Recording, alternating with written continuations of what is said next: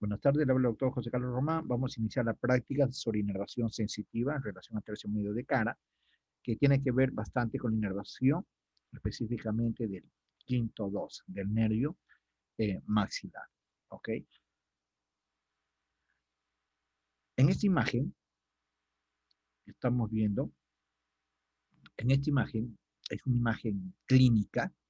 Hay que diferenciar cuando digo una muestra anatómica y una muestra clínica. Muestra clínica significa imágenes fotográficas realizadas sobre pacientes, sobre personas, sobre seres vivos, ¿no? Y si es un aspecto clínico. Entonces, hay que ver la anatomía clínica, también se puede ver la anatomía no clínica, ¿no? Por decirlo así, ¿no? La anatomía a través de muestra. En este caso, es una anatomía clínica porque es realizada sobre un ser vivo, ¿ok? Entonces aquí lo que estamos viendo es la inervación específica de la cara, la inervación sensitiva, no solamente en el tercio medio de la cara, sino también en el tercio superior y en el tercio inferior, ¿ok? Entonces aquí, por ejemplo, tenemos una serie de elementos nerviosos que me da una erosión netamente sensitiva en este sector. Por ejemplo, a nivel de la piel del área superciliar, corresponde específicamente al nervio supraorbitario. Hay que tener bastante consideración ese nervio supraorbitario, porque son ramas directas del nervio frontal y a la vez son ramas del nervio oftálmico, ¿no? Correspondiente al quinto uno. Ligeramente debajo de ello vamos a tener a la inervación sensitiva del nervio supratroquear, ¿no? Que también son ramas sensitivas provenientes del nervio frontal, que a la vez son ramas del quinto uno, ¿no? Del nervio oftálmico, ¿sí? Y luego, ligeramente hacia la zona del puente de la nariz, de la piel, lo que estamos hablando es sobre piel, inervación netamente sensitiva, inervación netamente sensitiva. Estamos hablando sobre el nervio infratroclear, ¿no? Que es un nervio que corresponde específicamente al nervio etmoidal anterior, ¿sí? Que a la vez es rama del nervio nasociliar y que a la vez es rama del nervio del quinto uno, ¿no? Entonces, pero en conclusión, el nervio supraorbitario, supratroquear, infratroquear pertenece directamente a la rama del quinto uno, ¿sí? Asimismo con el nervio nasal externo, ¿no? Que me va a inervar la piel de la parte del dorso de la nariz, y el 5 me está representando la inervación de la mucosa de la fosa nasal, que corresponde específicamente al nervio nasal interno, ¿no? Entonces, que son provenientes específicamente ramas del nervio etmoidal anterior, ¿no? Y esa rama del nervio etmoidal anterior es rama del nervio nasociliar o nervio nasal, según otros autores, y a la vez son ramas del quinto uno. Entonces, la enumeración número 1, 2, 3, 4 y 5 corresponde específicamente a las ramas del quinto uno, ¿no? A las ramas del quinto uno. Estamos hablando sobre inervación sensitiva de piel y mucosa, ¿ok? De piel y mucosa. Ahora, a nivel de la zona del párpado superior también está inervado por el nervio supraorbitario, ¿no? Todo este sector está inervado por el nervio supraorbitario. Y la conjuntiva de la mucosa superior, la conjuntiva del párpado inferior, ¿no? Todo ese detalle está en relación al nervio supraorbitario. En cambio, el número 6 corresponde al nervio infraorbitario, ¿no? Corresponde específicamente a la distribución del nervio infraorbitario. Como han visto ustedes en las pláticas anteriores, el nervio infraorbitario no es un solo nervio, son abundantes filetes nerviosos que se dan por el agujero infraorbitario y que me va a dar una inervación netamente sensitiva a este sector del tercio medio de la cara, ¿no? Al párpado, a la piel del párpado inferior, a la zona de la conjuntiva inferior, ¿no? A la zona de la mejilla anterior, a la mejilla superior, a la parte del labio superior, a la parte de la mucosa del labio superior, al área de la nariz también me da la inervación sensitiva del nervio infraorbitario. Así también me va a dar la inervación a todo lo que corresponde a la encía, tanto labial y vestibular de la zona maxilar, ¿no? Esa es la distribución específicamente del nervio infraorbitario. A nivel de correspondiendo al mismo elemento nervioso, el quinto, también tenemos estos dos elementos nerviosos, ¿no? La piel del pómulo, que está siendo inervado por el nervio cigomático facial, y la parte de la piel más arriba de la zona del área malar, ¿no? Tenemos al nervio cigomático temporal, ¿no? Entonces, cigomático facial y cigomático temporal son ramas netamente sensitivas correspondientes a la piel de ese sector, y todas ellas son ramas específicamente de quinto 2. ¿Ok? Específicamente el nervio cigomático facial y el nervio cigomático temporal son ramas específicamente del nervio cigomático, ¿no? Y que a la vez es rama del quinto 2, del nervio maxilar. Y a nivel de la piel y mucosa de la zona del mentón, En este caso tenemos la inervación de la mucosa del mentón, perdón, de la mucosa del labio inferior, que está siendo inervada por nervio mentoniano. Así también como la piel del mentón está siendo inervada por el nervio mentoniano, ¿no? Y todo lo que corresponde a la encía labial, miren, a la encía labial, todo lo que corresponde específicamente a la encía labial, también está siendo inervado de los dientes anteriores e inferiores, de la encía labial está siendo inervado por nervio mentoniano. Igualmente aquí, me parece que aquí cometí un pequeño lapsus, indicando que la encía labial superior, está siendo inervada por nervio infraorbitario, ¿no? Por nervio infraorbitario. Y el resto de la encía vestibular superior, está siendo inervado específicamente por el nervio dentario posterior. Estoy diciendo nervio dentario posterior. ¿Por qué sucede eso? A ver, vamos a dar la explicación necesaria. Si retrocedemos una imagen anterior del otro grupo, podemos ver este sector. Aquí. Aquí en esta imagen, nosotros tenemos el área de la tuberosidad maxilar. Aquí está la fosa pterigomaxilar y aquí está el apófisis pterigoide, ¿no? Entonces, nosotros hemos dicho que a nivel de la fosa pterigomaxilar, claramente aquí vamos a encontrar toda la distribución del quinto 2 del nervio maxilar, ¿sí? Y en la parte de arriba vamos a encontrar el agujero esferopalatino. Recuerden que una de las ramas del quinto 2 son los nervios dentarios posteriores. No es un solo nervio, son abundantes filetes nerviosos que salen de esta estructura, los nervios dentarios posteriores. Y muchos de esos nervios dentarios posteriores van a, van a perforar el área de la tuberosidad maxilar. Prácticamente el área de tuberosidad maxilar está formado por abundantes cribas. Acá se nota algo, ¿no? Algo, por decirlo así. Abundantes cribas, acá, que se deben introducir los nervios dentarios posteriores, que me van a inervar las molares superiores, ¿no? Salvo la primera molar superior. La primera molar superior, recuerdo que recibe doble inervación. Pero en conclusión, los nervios dentarios posteriores son un conjunto de filetes nerviosos que me van a perforar el área de la superficie de la tuberosidad maxilar, cuya función principal es inervar las molares superiores, ¿ok? De forma muy general, por decirlo así. Pero existen dos o tres filetes nerviosos que no me van a perforar el sector de la tuberosidad maxilar, y esos nervios dentarios posteriores van a ser, no me van a perforar y van a pasar lateral al cuerpo del cuerpo maxilar y me van a inervar el área donde se encuentra la encía vestibular superior. ¿Ok? Recuerden que a nivel, toda esta estructura que estamos viendo acá corresponde al hueso alveolar, ¿no? Hueso alveolar vestibular en el área de premolares y molares y hueso alveolar labial correspondiente a canino a canino, de canino a canino. El hueso alveolar que vamos a encontrar en todo este sector generalmente va a estar cubierto por la encía insertada de la encía labial y la encía insertada de la encía vestibular, ¿no? ¿Ya? Entonces, encontramos esos dos elementos. Entonces, mientras que la encía labial superior está siendo inervada por el nervio infraorbitario, pues acá tenemos el agujero infraorbitario, entonces existen abundantes filetes nerviosos que me van a inervar también, aparte del tejido blando de ese sector, me van a inervar específicamente a la encía labial superior. Entonces, la encía labial superior está siendo inervado por el nervio infraorbitario, ¿sí? Mientras que la encía vestibular correspondiente a este sector va a ser inervado por el nervio dentario posterior, porque existen ramitas del nervio dentario posterior que no todas van a perforar el área de la tuberosidad, sino van a pasar paralela, ¿no? A la parte lateral del hueso maxilar y me va a dar inervación a la encía labial, perdón, a la encía vestibular superior, ¿ok? Entonces, de acuerdo a ese detalle, entonces nosotros indicamos la inervación de ese sector, ¿ok?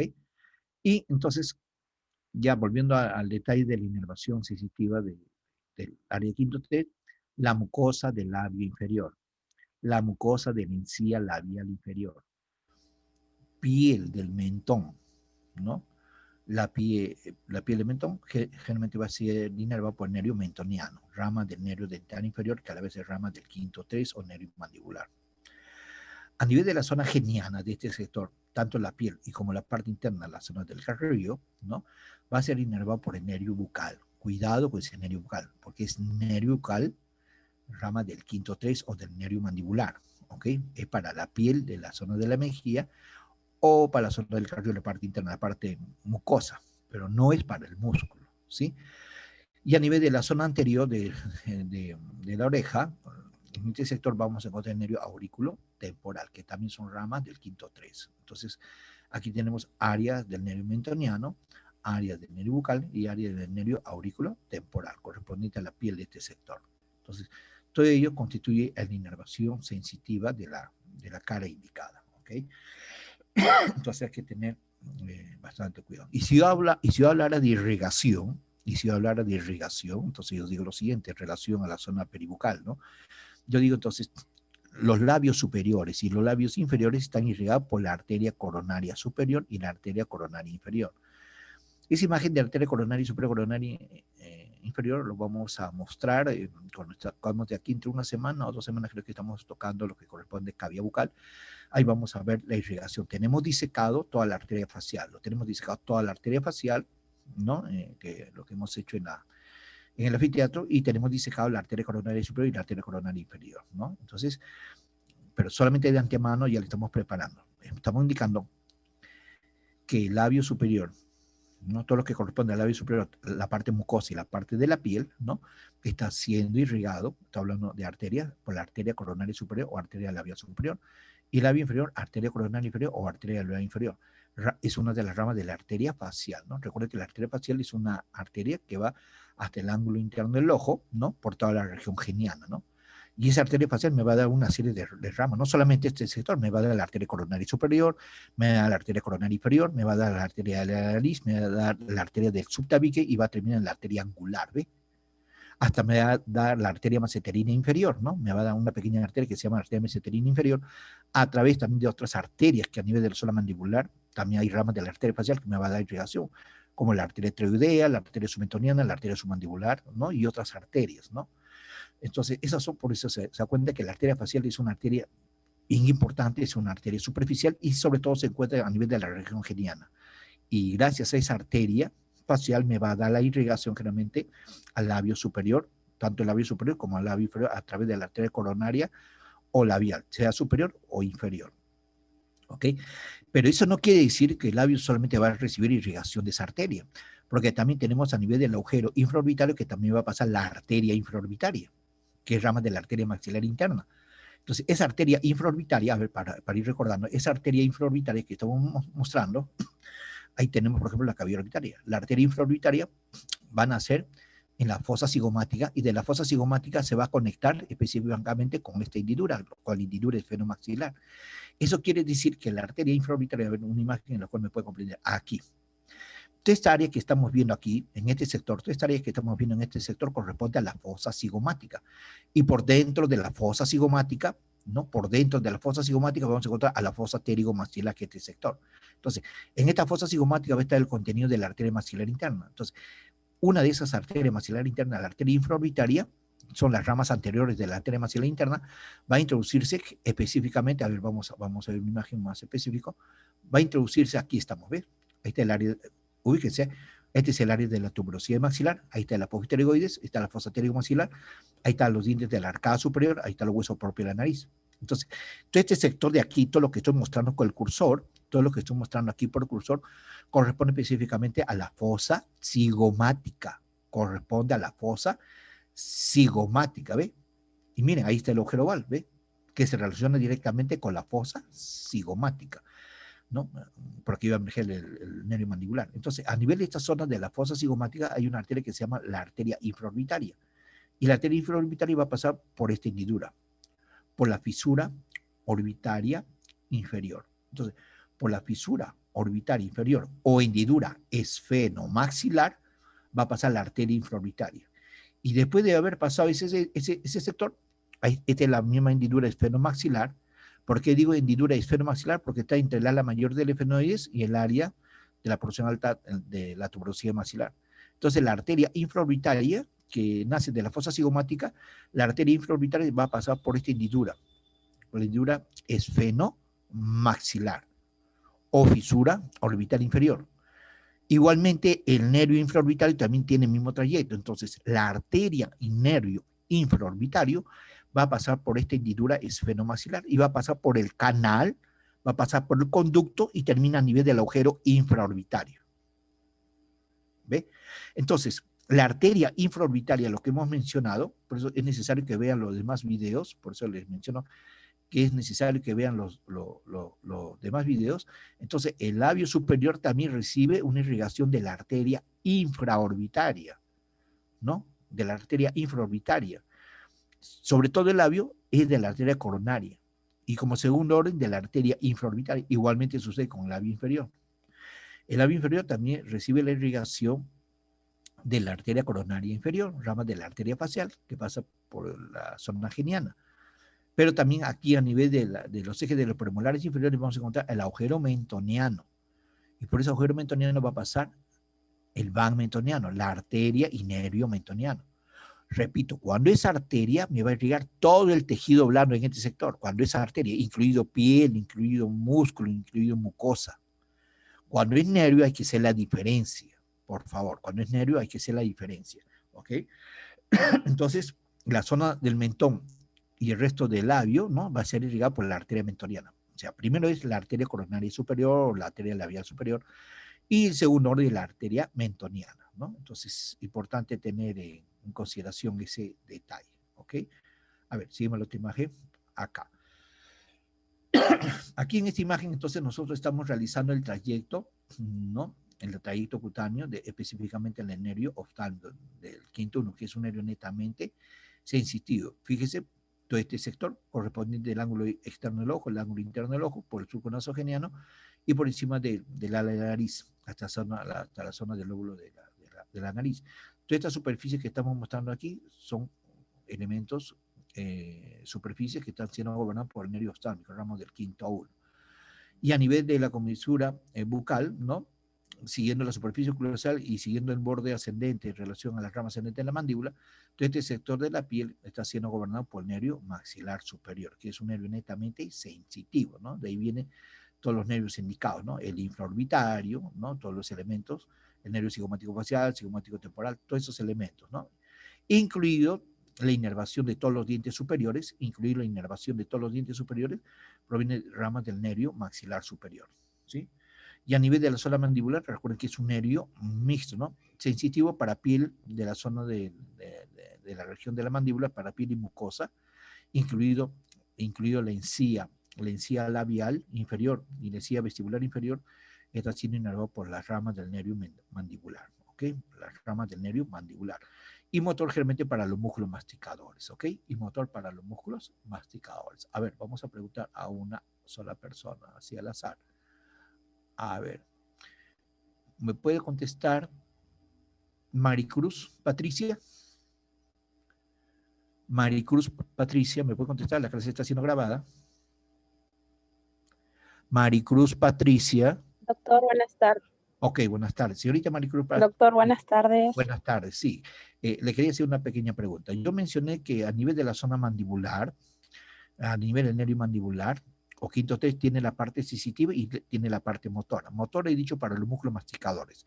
¿Me puede mencionar todos los músculos masticadores?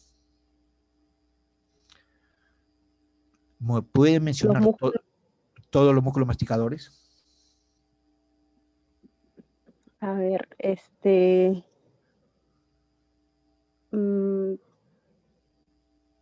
Vamos, señorita. La clase está siendo grabada. Está ya, el músculo temporal. Claro, el músculo temporal tiene 3 fascículos, ¿no? Okay, que se ubica en la fosa temporal, se inserta, el músculo temporal se inserta en la línea curva temporal inferior y suponeurosis en la línea curva temporal superior y abajo en la apófisis coronoide. Muy bien, ¿qué otro músculo masticador conoce? El músculo macetero. Muy bien, que se ubica en la región maceterina, que se inserta en el borde inferior del arco cigomático y sobre toda la cara externa de la rama ascendente mandibular y recordar que tiene 2 fascículos. ¿Ok? ¿Qué otro músculo masticador recuerda? El pterigoideo lateral. Claro, pterigoideo externo, pterigoideo lateral, pterigoideo interno o pterigoideo medial, ¿sí? Que se encuentra dentro de las fosas correspondientes que estamos estudiando, ¿no? Entonces, todos esos elementos nerviosos, todos esos elementos musculares que corresponden a los músculos masticadores están siendo inervados por la parte motora del nervio mandibular, ¿ok? Ya, entonces hay que tener bastante consideración.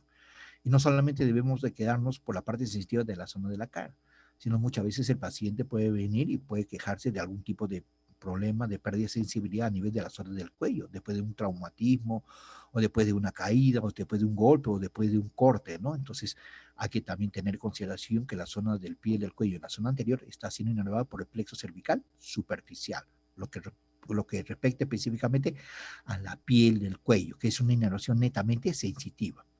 Y cuando está afectado los músculos supravideos o músculos infravideos o los músculos profundos de ese sector, generalmente se deriva específicamente a la parte motora de ese sector, en la cual está siendo gobernada específicamente por el plexo cervical profundo. Entonces, los nervios del plexo cervical profundo es la que me da la inervación motora generalmente a esos músculos internos, ¿no? ¿Ya? Entonces hay que tener bastante cuidado en ese aspecto. Muy bien, señorita. A ver, un momento.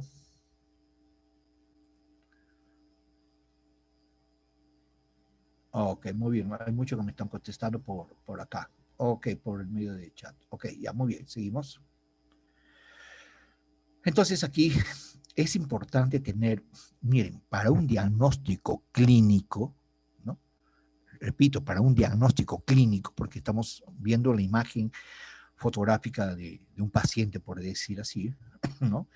Para un diagnóstico clínico, entonces hay que tener esta imagen, ¿no? ¿Qué sector está gobernando el quinto 1? ¿Qué sector está gobernando el quinto 2? ¿Y qué sector está gobernando el quinto 3? ¿Y qué sector está gobernando el plexo cervical superficial? Les recuerdo a ustedes, toda la anestesia que ustedes van a aplicar desde el punto de vista dental, van a aplicar sobre inervaciones sensitivas. Todas las anestesias tronculares, ¿no? Superficiales, ¿no? Regionales, infiltrativas, ¿no? Todos esos elementos nerviosos que ustedes van a bloquear en su momento indicado son inervaciones sensitivas. Por eso que ustedes deben de dominar el quinto 2 y le deben dominar el quinto 3. ¿Ah? Repito, deben de dominar. La inserción de los músculos masticadores también lo deben de dominar porque es su pan de cada día. Es sobre esas estructuras blandas que van a trabajar, no solamente dientes. Su diagnóstico radiográfico, su diagnóstico tomográfico, su diagnóstico clínico. Lo que estamos viendo es, por decir, estamos viendo un diagnóstico clínico. Existe diagnóstico radiográfico que tiene que ver imágenes de radiografía. Existe diagnóstico tomográfico porque tiene que ver imagen de tomografía, ¿no? Entonces, todos esos detalles deben de combinarse. Y todo lo que me va a unir a todos los diagnósticos clínicos, radiográficos, tomográficos, patológicos, ¿no? Una serie de procesos, tiene que ver con la anatomía. Por eso que es necesario aprender a la perfección el hueso maxilar, necesario aprender a la perfección el hueso mandibular y todos los tejidos blandos de este sector, y inclusive a nivel de los músculos masticadores, porque todos los movimientos mandibulares de apertura, cierre, de protrusión, de retrusión mandibular, de lateralidad, tiene que ver con la inserción y el funcionamiento de los músculos masticadores. Y aún así, los músculos supravideos e infravideos que se encuentran en ese sector, la mandíbula se va a deprimir gracias a la inserción de esos músculos, a los músculos supravideos y a los músculos infravideos. Hasta el músculo externo clavemastoideo tiene que ver con los movimientos de flexión y lateralidad de la cabeza. ¿Ok? Entonces, hasta el músculo trapecio también. Cuando el paciente realiza movimientos de extensión, también tiene que ver bastante con ese detalle. Por eso que ya lo tienen que ver de esa manera. No solamente estudiar, porque muchos de ustedes están indicando que van a pasar el curso y al momento de pasar el curso ya se van a olvidar de la anatomía. Más bien todo lo contrario. Todo lo contrario. Recién van a aplicar la anatomía. Recién van a aplicar la anatomía. ¿Ok? Ahora estamos en el conocimiento previo, como se dice el conocimiento previo. Entonces ya aquí en esta imagen ya estamos viendo ya la inervación específica sobre los puntos específicos de la piel de las caras, ¿no? Sobre la inervación, ramas del quinto 1, ramas del quinto 2 y rama del quinto 3, ¿no? Y la inervación del plexo cervical superficial de forma específica, ¿no? Aquí tenemos el nervio occipital menor, ¿no? El nervio auricular mayor, el occipital menor, la cervical travesa, y lo que corresponde a los nervios supraclaviculares, ¿no? A la porción externa clavicular y acromial, ¿no? Son diferentes tipos de nervios que ya hemos visto también en su momento, ¿ok? Entonces, en esta es una imagen de suma importancia para poder definir la inervación de los tejidos blandos del sector, ¿ok? Entonces, es necesario, a ver un momento. Ok, muy bien, ya. Entonces, aquí tenemos que ver la inervación netamente sensitiva, lo que corresponde a este sector, porque estamos viendo piel y mucosa. Estamos viendo la mucosa del labio superior, estamos viendo la mucosa del labio inferior, estamos viendo la zona del sector de piel del labio superior, la fibromucosa del paladar, la mucosa del velo del paladar, ¿no? La mucosa de los pilares, la mucosa de la faringe, la mucosa de la lengua, ¿ve? Todas esas inervaciones que estamos mostrando aquí corresponden a una inervación netamente sensitiva y la inervación de la pieza dentaria, ¿no? Y la inervación de la pieza dentaria, ¿ok? Entonces, hay que especificar que el labio superior se encuentra inervado, el labio superior se encuentra inervado por el nervio infraorbitario, ¿ves? Por el nervio infraorbitario, todo lo que corresponde al labio superior, todo lo que corresponde a la zona de la mucosa, y específicamente también la zona de la piel de ese sector, ¿no? Por el nervio infraorbitario. Ahora, a nivel de la mucosa del labio inferior y la mucosa de la piel del labio inferior y la mucosa de la región mentoniana, o sea, específicamente la piel de la región mentoniana, aquí estamos hablando de mucosa del labio inferior y estamos viendo aquí lo que corresponde específicamente a la piel del labio inferior y aquí estamos viendo el sector de la piel de la región mentoniana.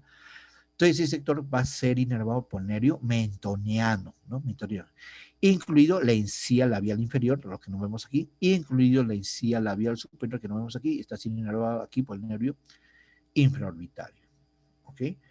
Y a nivel de la zona de la mucosa de la zona del paladar, por ejemplo, aquí en este sector, la mucosa del sector de la mucosa anterior del paladar, o sea, la fibromucosa del paladar, o sea, la mucosa que se encuentra formando la encía palatina, o sea, la parte de la encía, lo que se encuentra detrás de los dientes anteriores, la encía palatina de este sector, va a estar siendo inervado por el nervio nasopalatino o nervio del conducto incisivo, o también antiguamente suele llamarse también el nervio esfenopalatino interno, cualquiera de esos tres nombres, ¿ok? Y la mucosa de la zona del área del velo paladar está siendo inervada sensitivamente por nervio palatino mayor o nervio palatino anterior. Entonces, esos nervios que estamos mencionando, el nervio nasopalatino, el nervio palatino anterior, proviene específicamente del ganglio de Meckel o del ganglio térico palatino. Ahora, ¿de dónde nace ese ganglio? Si yo digo, ¿de dónde está naciendo ese ganglio? Ese ganglio prácticamente está naciendo de este sector que estamos mostrando aquí. A ver, aquí. Yo he mencionado que todo el quinto, yo he mencionado que todo el quinto 2 se encuentra allí de la fosa pterigomaxilar. Pero también aquí en este sector vamos a encontrar un pequeño ganglio, el ganglio de Meckel o ganglio térico-palatino también, o ganglio de Meckel, más conocido también por el ganglio de Meckel, que es un anexo del quinto 2 que se encuentra en el sector. Y a través de ese ganglio de Meckel me va a dar toda la inervación sensitiva del paladar, toda la inervación sensitiva del paladar. Entonces, teniendo en consideración lo que hemos mencionado, entonces nosotros decimos lo siguiente en este sector, que toda la inervación sensitiva a nivel del suelo del paladar proviene del quinto 2 a través del ganglio de Meckel o del ganglio pterigopalatino. Ya, entonces, la mucosa del velo y paladar, estoy indicando mucosa del velo y paladar, ¿ok? Entonces, mucosa del velo y paladar está siendo inervada por el nervio palatino mayor o nervio palatino anterior, ¿sí? Ya, entonces, bastante cuidado. Y la zona correspondiente a la pared de la faringe está siendo inervada desde el punto de vista sensitivo por el nervio glosofaringeo, ¿ves? Y a nivel de la zona de la mucosa de la lengua, a nivel de la mucosa de la lengua, los 2/3 anteriores de la mucosa de la lengua está siendo inervada específicamente por el nervio lingual, rama del quinto 3, para ver lo que tiene que ver específicamente con dolor, calor, temperatura, todos esos detalles, ¿no? Todos esos detalles clínicos. Eso se llama evidencia clínica. Eso se llama evidencia clínica, ¿sí? Pero también podemos ver la pérdida, por ejemplo, la pérdida del gusto, la pérdida de sabor, cualquier complicación tiene que ver con la inervación sensorial dada por el nervio cuerda del tímpano, rama del nervio facial, que se va a encargar de inervar específicamente a la papila gustativa del sector de los 2/3 anteriores de la lengua, ¿ve? Entonces, por eso que es importante todos esos detalles, ¿no? Asimismo, es bueno también hacer la observación de qué otros detalles clínicos estamos viendo a nivel de la zona palar. Por ejemplo, aquí tenemos la mucosa de la faringe, de la bucofaringe. Ahí tenemos la mucosa de la zona de la úvula. Ahí tenemos el pilar anterior, la mucosa del pilar anterior y la mucosa del pilar posterior. Entre el pilar anterior y el pilar posterior tenemos aquí la fosa amigdalina, ¿ve? Esto es lo que corresponde específicamente a la fosa amigdalina. Entonces, mire, esto es lo que ustedes van a ver en los pacientes, ¿ah? Esto es lo que tienen que ver en los pacientes, todo esto de detalle anatómico. Y vamos a ver este primer pliegue, ¿no? Esta mucosa que me está cubriendo al ligamento térico, dentro, un ligamento que corresponde específicamente desde el gancho posteroides a la cresta de la última molar erupcionada, ¿no? Lo que corresponde específicamente a la aponeurosis bucinato-faríngea, ¿no? O al ligamento pterigomandibular, ¿no? Entonces, aquí tenemos varios ligamentos. Tenemos el ligamento pterigomandibular, también conocido como aponeurosis bucinato-faríngea. Ahí tenemos esa estructura. Tenemos la mucosa, lo que corresponde al pilar anterior, internamente representado por el músculo palatogloso. Y tenemos la mucosa correspondiente al pilar posterior, dado por el músculo palatofaringio. Y entre ambas mucosas del pilar anterior y pilar posterior tenemos la fosa amigdalina, ¿ve? Entonces, todos esos detalles anatómicos hay que saber, la inervación, sobre todo, ¿no? De ese sector, ¿ok? A ver, seguimos. A ver, se ha congelado la imagen. A ver, vamos a esperar un ratito, por favor. Para ver la otra imagen. Ok, entonces, a ver, un momento, por favor. Voy a dejar de compartir un momento.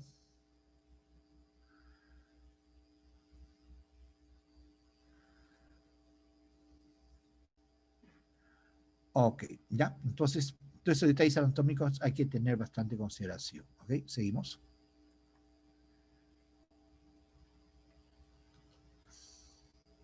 A ver, un momento, por favor.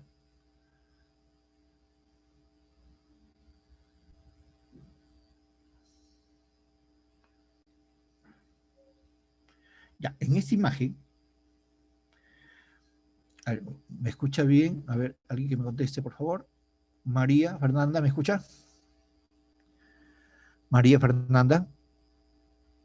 María Fernanda, ¿me está escuchando? Lo pone como si fuese una asistencia. María Fernanda. Doctor, sí se le escucha. Sí, doctor. Pero... Ok, ya, conteste, por favor. Ya, ya, seguimos. Doctor, ¿me llamó? Soy María Fernanda. Ya, ok, Debe estar atento de inmediato, por favor. ¿Ya? Ya. No, sí estoy atenta, solamente que no puede... Muy bien, señorita. La clase está siendo grabada. ¿Ok? Ya. Okay. Seguimos. En este sector estamos viendo lo que corresponde a la encía. Acá tenemos dos tipos de encía. Tenemos una encía insertada y todo este sector que corresponde a la encía insertada, como su propio nombre está indicando, se inserta, se adhiere al hueso alveolar labial, al hueso alveolar vestibular, ¿ok? Entonces acá tenemos la encía insertada y también tenemos lo que corresponde a la encía marginal. La encía marginal es aquella porción de la encía en forma festoneada que realmente va a circundar el cuello clínico de la pieza dentaria, ¿no? Entonces, este es el detalle del sector de la encía marginal o encía libre. Y la que está totalmente adherida al hueso alveolar se llama encía insertada. Eso quiere decir que si alguna persona, a un paciente, ¿no? A un conocido X, le extraen 2, 3, 4, 5 piezas dentarias, no existe la pieza dentaria, entonces la encía marginal desaparece como tal. Y lo único que va a quedar es lo que nosotros vamos a denominar residuo de la encía alveolar, ¿no? Residuo de la encía de ese sector. ¿Ok? Ya, en relación a la inervación. Entonces, acá, por ejemplo, tenemos la mucosa de la encía. Acá tenemos la mucosa de la encía labial superior. Aquí tenemos la mucosa de la encía vestibular superior. Y aquí tenemos la mucosa de la encía vestibular inferior y la mucosa de la encía labial inferior. Entonces, cada uno de estos sectores tiene áreas de inervación y áreas de irrigación. Hablando desde el punto de vista de inervación, ¿no? La encía labial superior que estamos viendo, todo este sector, está siendo inervada específicamente por el nervio infraorbitario, Y toda la encía vestibular correspondiente al área de las molares y premolares superiores, generalmente está siendo inervada por el nervio dentario posterior. Cuidado, estoy hablando de la encía vestibular superior que está siendo inervada por el nervio dentario posterior. Y la encía labial superior de este sector, del área de canino a canino, en este sector va a ser inervado por el nervio infraorbitario. Ya le mencioné por qué decimos en este sector la encía o nervio dentario posterior. Ya lo hemos indicado hace un momento. Y a nivel de la zona inferior, vamos a constatar en la encía labial inferior, la que corresponde a los dientes inferiores anteriores, la encía labial inferior, está siendo inervada específicamente por el nervio mentoniano. Ese nervio proveniente del nervio dental inferior, que a la vez es rama del quinto tres o del nervio mandibular. Y a nivel de la encía vestibular del área premolar y molar inferior, la encía vestibular de este sector va a estar siendo gobernado específicamente por el nervio bucal. Cuidado al mencionar el nervio bucal, porque existen nervio bucal ramas del quinto tres, del nervio mandibular, y existe nervio bucal proveniente del nervio facial. Entonces, cuando ustedes van a colocar la siguiente palabra, nervio bucal, siempre deben indicar nervio bucal del quinto tres, o nervio bucal del séptimo par craneal, o nervio bucal del nervio mandibular, o nervio bucal del séptimo par craneal, del nervio facial. En este caso, lo que estamos hablando, el nervio bucal proveniente del nervio mandibular, que es parte del quinto tres, corresponde específicamente a una inervación netamente sensitiva. Sensitiva, ¿ok? Entonces, todos esos detalles.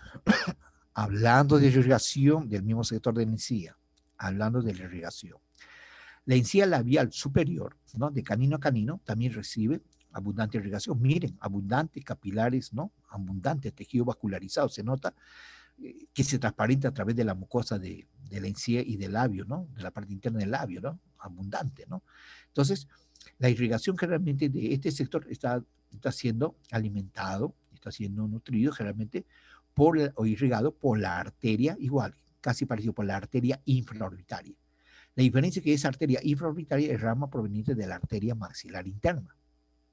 Igualmente, la encía de este sector de aquí, de la encía labial, perdón, de la encía vestibular superior, del área de las premolares y molares superiores, de este sector, está siendo irrigada por la arteria alveolar, que es rama específicamente también de la arteria maxilar interna. Si ustedes se están dando cuenta, yo estoy mencionando cada momento, cada rato, arteria maxilar interna, arteria maxilar interna. Ustedes saben muy bien de antemano que la arteria maxilar interna tiene 5 ramas ascendentes, tiene 5 ramas descendentes, tiene 2 ramas anteriores, tiene 2 ramas posteriores y una terminal que se divide en 2. Sin querer hemos mencionado casi todas las arterias. Sin querer hemos mencionado casi todas las arterias. Solamente es ubicarse y ordenarse. Y todo lo que estamos estudiando en este detalle tiene abundante importancia clínica. No es algo que ustedes van a aprender y no es algo que luego se van a olvidar. Más bien todo lo contrario. Todo lo que están aprendiendo aquí lo tienen que aplicar en su momento para hacer un diagnóstico clínico adecuado. Primero hay que saber lo normal para poder descubrir lo patológico. Si nosotros no sabemos cómo es lo normal, no vamos a saber nunca cómo es un proceso patológico o traumático. ¿Ok? Entonces, la encía labial inferior está siendo irrigada por la arteria mentoniana, ramas de la arteria dental inferior, que a la vez es ramas de la arteria maxilar interna. Estoy hablando de la encía labial inferior. Ahora, la encía vestibular inferior, correspondiente a las premolares y molares inferiores, está siendo irrigada específicamente por la arteria bucal, ramas de la arteria maxilar interna. ¿Ok? Entonces, de esos detalles anatómicos hay que ir aprendiendo, ¿no? Poco a poco. Acá lo tienen como para que puedan capturar la imagen o cuando vuelvan a ver el video nuevamente, entonces vuelvan a ver ese detalle, ¿no? ¿Ya? Pero sí le digo que es de suma importancia cada uno de estos elementos, ¿ok? A ver, seguimos con la siguiente imagen. En esta imagen estamos viendo el corte sagital del sector de la cabeza. Recuerdo cuando realizamos el corte sagital, dividimos el sector de la cabeza tanto hacia el lado derecho como el lado izquierdo, ¿no? ¿Ya? ¿Y qué es lo que estamos notando aquí? Estamos notando aquí el hueso frontal, aquí estamos viendo los huesos propios de la nariz, aquí estamos viendo la apófisis palatina y maxilar. En este sector estamos viendo lo que corresponde a la lámina horizontal del hueso palatino y en este sector estamos viendo lo que corresponde a la parte media del cuerpo mandibular. ¿Ve? Importante ese detalle. ¿Ven? A la parte media del cuerpo mandibular. ¿Por qué le menciono eso? Porque en la parte más externa vamos a tener a la zona de la piel, a la zona cutánea, lo que ya hemos visto, lo que hemos estudiado en su momento. Todo este sector corresponde al sector de la piel, la parte más externa de este corte de disección. Por si acaso, este corte de disección de la misma facultad de odontología, ¿no? Que hemos realizado en la facultad en su momento adecuado, ¿sí? Entonces, debajo de la piel vamos a tener, claro, a través de otros planos, de debajo del tejido celular subcutáneo y otros planos anatómicos, vamos a encontrar a los músculos que corresponden a cada sector. Por ejemplo, en este sector vamos a encontrar el músculo frontal, En este sector vamos a encontrar el músculo piramidal. A nivel de la zona nasal vamos a encontrar el músculo transverso de nariz. En la número 4 estamos viendo específicamente el músculo de la fosa mirtiforme o el músculo depresor del septum nasal en este sector. Y a nivel del labio superior generalmente vamos a encontrar el músculo orbicular del labio superior. Y a nivel del labio inferior vamos a encontrar el músculo orbicular del labio inferior. Y a nivel de la zona mentoniana, ahí vemos la sínfisis mentoniana del sector indicado, del cuerpo mandibular, vamos a encontrar los músculos que corresponden al sector anterior de ese sector, ¿no? Los músculos de la zona del mentón, el bola, cuadrado, el triangular de los labios, lo que ya hemos visto en los otros videos, y que ustedes lo tienen registrado, ¿eh? Y ustedes los tienen registrado, ¿ya? Ningún otro promoción lo tienen los videos registrados como ustedes los tienen registrados. ¿Ya? Entonces, en este sector, a nivel del cuerpo mandibular, a nivel del cuerpo mandibular, vamos a encontrar los músculos de este sector central. Y todos los músculos que hemos mencionado tienen una inervación netamente motora. Pero ni uno de estos músculos pertenece a los músculos masticadores para decir que están siendo inervados por el quinto 3. Todos estos músculos que estamos viendo aquí, todos estos músculos de la zona cutánea, de este sector, están siendo inervados por las ramas específicas del nervio facial, del séptimo par craneal. Entonces, el séptimo par craneal tiene su parte motora. No digo que el séptimo par craneal sea motor, digo que el nervio facial o el séptimo par craneal tiene una inervación netamente motora para los músculos de la cara, para los músculos que hemos mencionado. ¿Ok? Pero también recordar que la mucosa del cornete superior, la mucosa del cornete medio y la mucosa del cornete inferior tiene una inervación sensitiva. Por ejemplo, la mucosa del cornete medio está siendo inervada por el nervio nasal posterior superior. El cornete inferior está siendo inervado por el nervio nasal posterior inferior. Está siendo inervado por el nervio nasal posterior superior, perdón, por el nervio nasal posterior superior. Y la mucosa del cornete inferior está siendo inervada por el nervio nasal posterior inferior, ¿no? Que también son una de las ramas del quinto 2. ¿Ves? Por eso que es importante tener en consideración. Y aquí lo que estamos viendo es la mucosa del paladar. Acá estamos notando la apófisis palatina maxilar y acá abajito estamos viendo la fibromucosa del paladar. ¿Ve? La fibromucosa del paladar. Y es mínima cantidad, ¿no? Ahí vemos el tejido óseo y vemos una fibromucosa delgada, totalmente adherida. Por eso que al momento de colocar anestesia se hace un poquito dificultoso ese sector, porque hay que hacer mayor presión al cárpulo indicado para emitir la solución anestésica en este sector. ¿Por qué? Porque no existe tejidos blandos, solamente existe fibromucosa, periósteo y hueso, nada más en este sector. Es muy diferente a la mucosa del velo paladar. Y la mucosa del velo paladar está en relación con la lámina horizontal del hueso palatino. Pero digo mucosa del velo paladar, ¿y por qué digo velo paladar? Porque existe una serie de tejidos blandos en ese sector, por ejemplo, los músculos del velo paladar, ¿no? El peritopilino interno, el peritopilino externo, los ácidos de la úvula, el pilar anterior y posterior, todos esos elementos musculares que hemos mencionado pertenece a los músculos del velo paladar. Y los músculos del velo paladar están siendo inervados por el plexo faríngeo. Repito, los músculos del velo paladar entonces reciben una inervación motora. Esa inervación motora proviene específicamente del plexo faríngeo. Eso vamos a hablar en la siguiente clase. ¿Ok? En este sector. Pero lo que corresponde a la mucosa del velo paladar, a la parte húmeda, ¿no? De este sector, a la mucosa del velo paladar, eso sí está siendo inervado por el nervio palatino mayor o nervio palatino anterior, ¿sí? Asimismo, en este corte sagital estamos viendo el órgano de la lengua. Vean, tremendo músculo del órgano de la lengua que estamos viendo aquí. Y recuerden que a nivel del órgano de la lengua estamos viendo 4 tipos de inervaciones. 4 tipos de inervaciones, ¿no? Por ejemplo, la mucosa de los 2/3 anteriores de la lengua, ¿no? Esta imagen aquí, ¿no? La mucosa de los 2/3 anteriores de la lengua. Estamos hablando de mucosa, ¿no? Entonces, la mucosa de los 2/3 anteriores de la lengua está siendo inervada por las ramas del quinto 3, específicamente a través del nervio lingual, que son una de las ramas del quinto 3. Entonces, el mismo sector, los 2/3 anteriores de la lengua, a nivel de la papila gustativa de la lengua, también está siendo gobernada sensorialmente por el séptimo par craneal, a través del nervio cuerda del tímpano.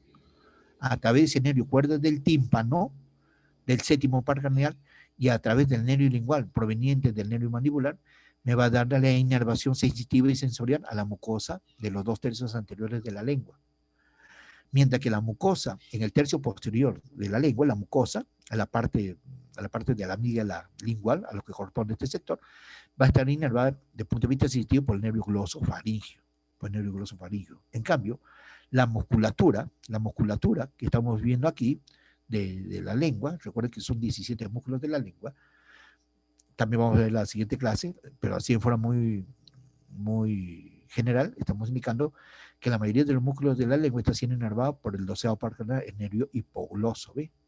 Y a nivel de la zona del epiglotis, que estamos viendo aquí, en el sector del epiglotis, ahí tenemos la vallécula, ahí tenemos la zona del epiglotis, la mucosa del epiglotis está siendo inervada por el nervio laringio, que son una de las ramas del 10º par craneal, del nervio neumogástrico o nervio vago, del nervio neumogástrico o del nervio vago.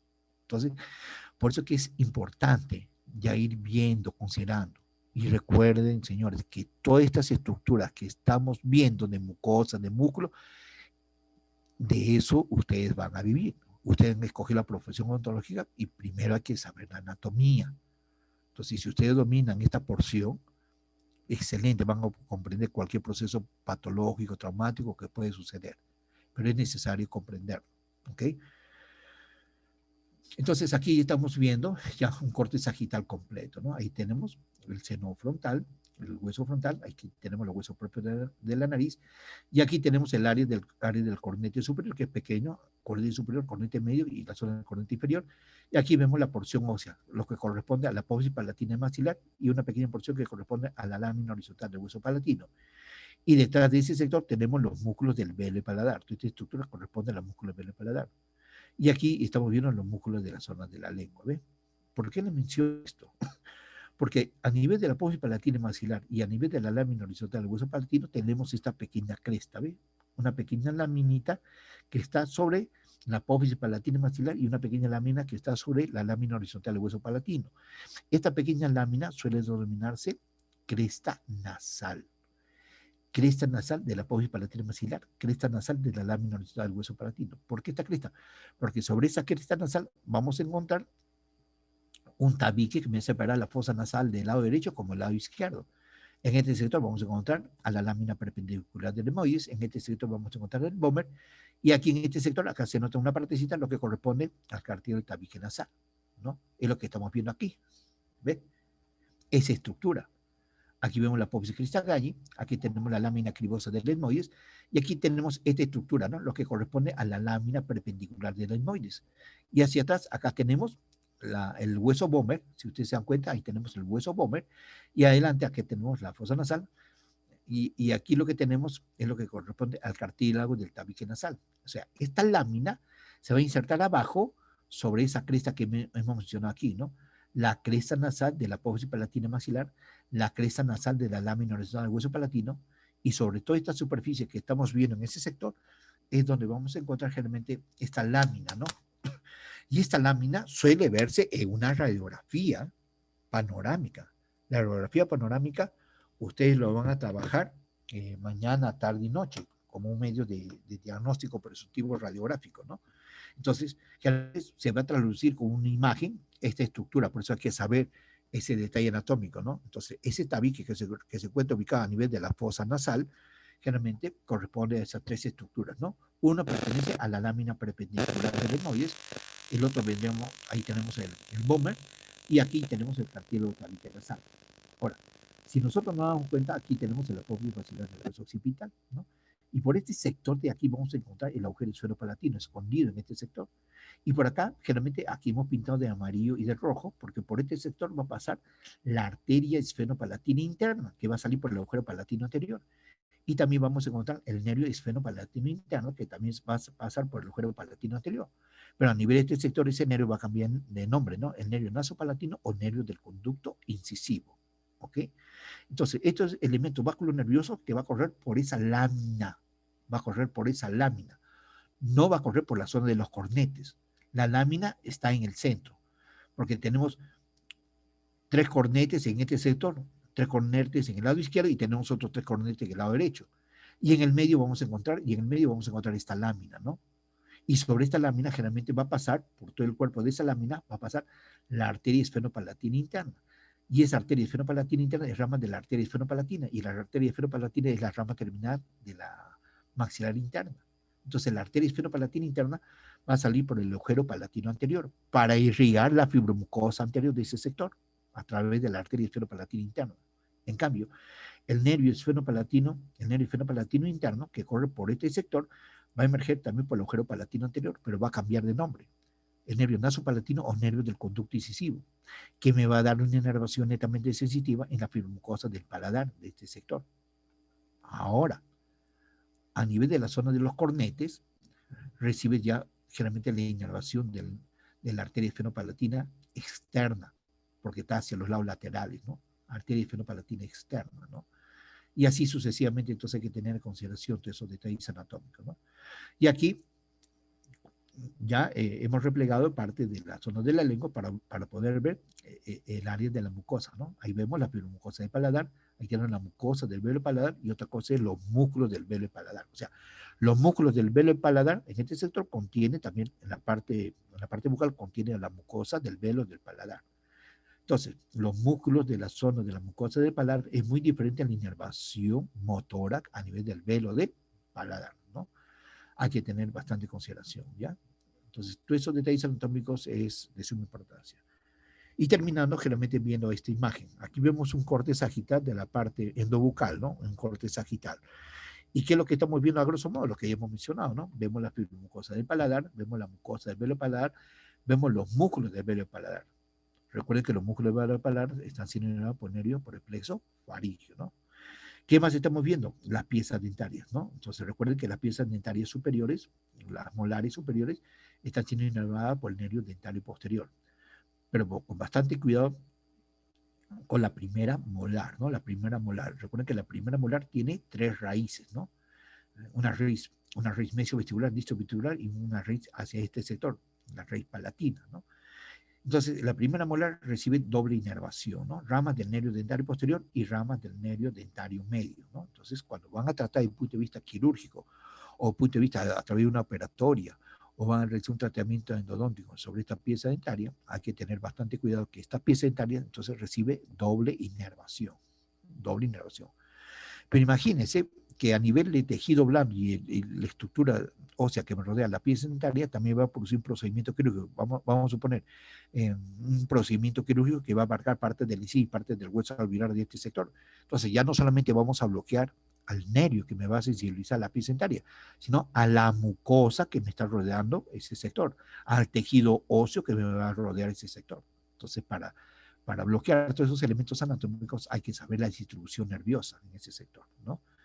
Entonces, las dos premolares superiores y parte de la primera molar a partir de la raíz mesiovestibular va a estar siendo inervado por nervio dentario medio. Y los dientes anteriores de canino a canino, en la parte anterior, va a ser inervado por nervio dentario anterior, rama del infraorbitario, ¿ve? Y aquí, a nivel de los dientes inferiores, miren, acá, por ejemplo, existen 2 raíces, ¿no?